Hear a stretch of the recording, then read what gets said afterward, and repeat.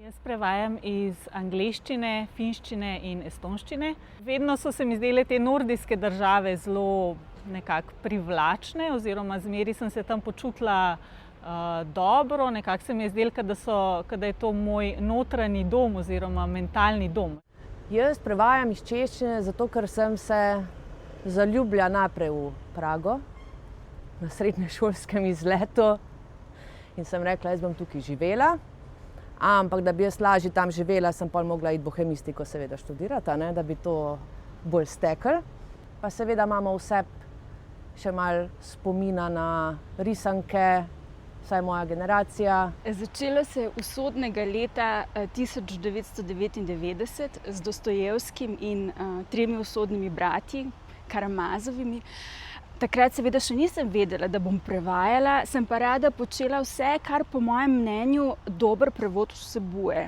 Se pravi, bila sem na odru, ker po mojem mnenju se mora prevajalec najprej znati vživljati. Zanimala me je psihologija, kar je spet s tem povezano, glasbeno sem se izobraževala, tudi sama sem ustvarjala. Skratka, vse to sem počela, kar me je potem na koncu privedlo do prvega prevoda.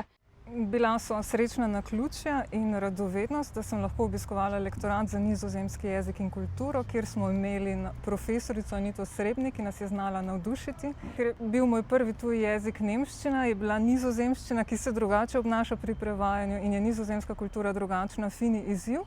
Da sem pa nadaljevala na tej poti, pa je bilo zelo dobrodošlo možnost prevajalskih rezidenc, predvsem v Amsterdamu in Antwerpnu, ki so bile zame takrat kot prevajalko začetnico neke vrste prevajalski inkubator. To je dobro vprašanje. Ne vem, če sem se pravzaprav odločila. Bolj je tista varianta Tug Life chose me.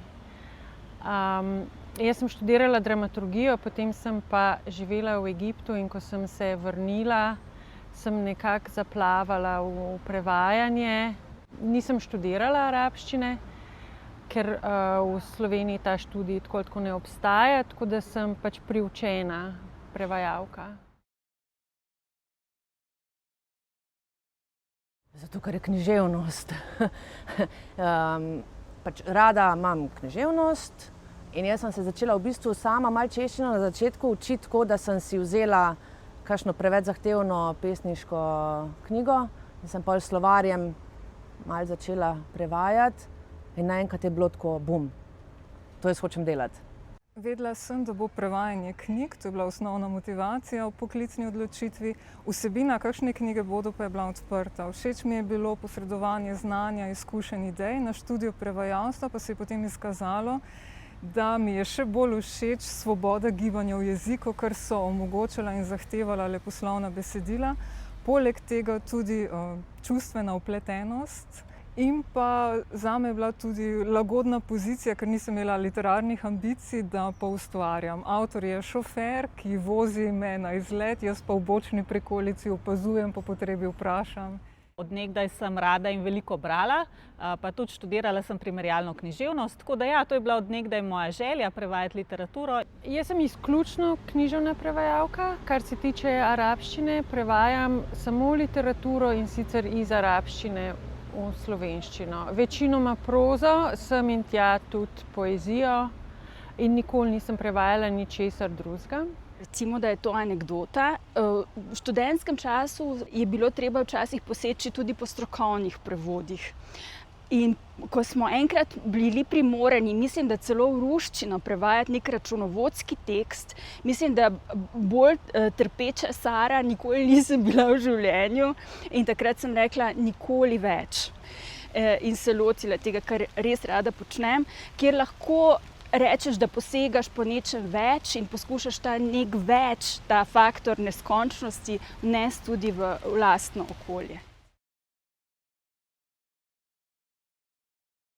Jaz moram tukaj izpostaviti svoj prvi prevod, ki je bil egiptovski Nobelovec Nagib Mahfuz. To je bilo pač tako monumentalno delo in tako obsežen projekt, da pač še vedno po vseh teh letih je na posebnem mestu.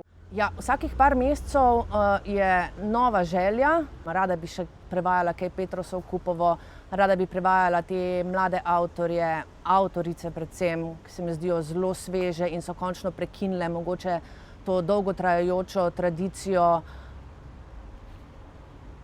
travme, ki so jo v bistvu opisovali še zelo do nedavnega. Ta čist nova generacija me zelo zanima, tako da bi se temu najraje posvetila. Zelo veliko je avtorjev in avtoric, ki jih rada prevajam. Veliko je tudi takih, ki sem že zelo veliko knjig prevedla njihovih. Mogoče sem pa še najbolj poznana recimo po svojih prevodih mogoče otroške in mladinske književnosti, kar je tudi zanimivo, zlasti če se s kakšnimi otroki pogovarjam, potem večina kar pozna Tineta in Bineta. Jaz bi mogoče začela pri tem, ki ga imam zdaj na mizi, prevajalski, to je Gogol. Prevedla sem njegov Plašč in že takrat ugotovila, kako kompleksen je v vseh ozirih, tako jezikovno kot stilistično. Hkrati ima ta neverjeten humor in ta smeh skozi solze, ki so prav zaradi njega tudi zelo tipični za ta ruski literarni prostor. In to je vse tisto, kar je meni v resnici pri avtorjih blizu. Andrej Beli, za katerega sem po naključju nominirana, je pa tudi nekdo, ki je Gogoljev slog malo ironiziral, ampak ga tudi oponašal. Skratka, vsi smo zrasli, lahko rečem tudi jaz, iz Gogoljevega Plašča. Je pa tu še tudi seveda Isak Babjelj, fantastičen stilist, pa kup enih pesnikov, Ahmatova, Cvetajeva, Jesenin, ki sem ga tudi prevajala. Skratka, bazen je tako velik, da bi se lahko utopila. Vsak od avtorjev je poseben. Posebej zato, ker prevajam večinoma moderne, še živeče avtorje. Veliko jih tudi poznam, z nekaterimi sem zelo dobra prijateljica in tako da vsak je, ne bi zdaj koga posebej izpostavljala. Preference se z leti spreminjajo, opažam. V splošnem pa mi je všeč razgiban teren, se pravi ne samo romani, ampak tudi slikanice, poučne knjige za otroke.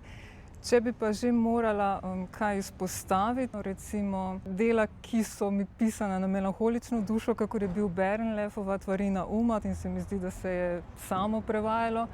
Po drugi strani pa moram tudi priznati, da mi čas zelo hitro teče pri prevajanju, kadar so jezikovne vragolije, hiter tempo pripovedi, menjavanje registrov, to je pa bolj verjetno pri delih za mlade bralce. Ampak da je vse še obvladljivo, seveda.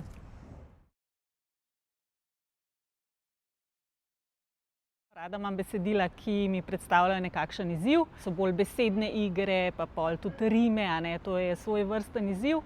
Veliko časa mi vzame iskanje pravega ritma. Češčina, kljub temu, da je slovanski jezik v enih stvarih tako drugačno od slovenščine, še posebej, če si dnevno obkrožen tam z njo, potem že malo izgubljaš ta občutek, kaj je naravno in normalno. Če si v Sloveniji prevajalci z arabščine, potem nimaš neke velike mreže, na katero bi se lahko zanašal. Najtežje zame je, da sem bolj ali manj odvisna od sebe, pa od teh svojih mednarodnih kontaktov, prevajalci, ki prevajajo z arabščine v druge jezike. In ker nisem študirala stare slovnice, potem me je vedno groza, da bom zgrešila kakšno referenco ali pa da česa ne bom razumela, zato ker kratko malo ne sodi v tisto, za kar sem jaz kompetentna. In tukaj je bil doslej najtrši prevajalski oreh roman Lakota Džemala Warjashija. Jaz sem bila čustveno, mentalno in časovno pripravljena na 500 strani družbene kritike pod privlačno ljubezensko zgodbo, skakanje skozi svetovno književnost, Koran in Biblijo. Potem pa se je izkazalo, da dlje, ko sem pilila, več dvomov se je porajalo, tudi o samih interpretacijah besedila in težje sem se družila z enim od protagonistov. Ampak na koncu je zmagala prevajalska trpežnost, tako da je bila to celovita prevajalska šola. Bom kar vztrajala pri tistem računovodskem tekstu, zato ker meni je fino. Jaz tega, kar meni ponuja izziv, ne razumem kot trd oreh, ampak se mi zdi to sploh nuja. sploh pogoj, da se lotevam nekega teksta, ker se mi zdi, da je prevajanje tak čudež tudi zato, ker vsako knjigo začneš znova in se moraš znova dokazati, realizirati in imaš občutek, da v resnici še ničesar ne znaš. Ker vstopaš v čist nek drug svet, ki te preseneča.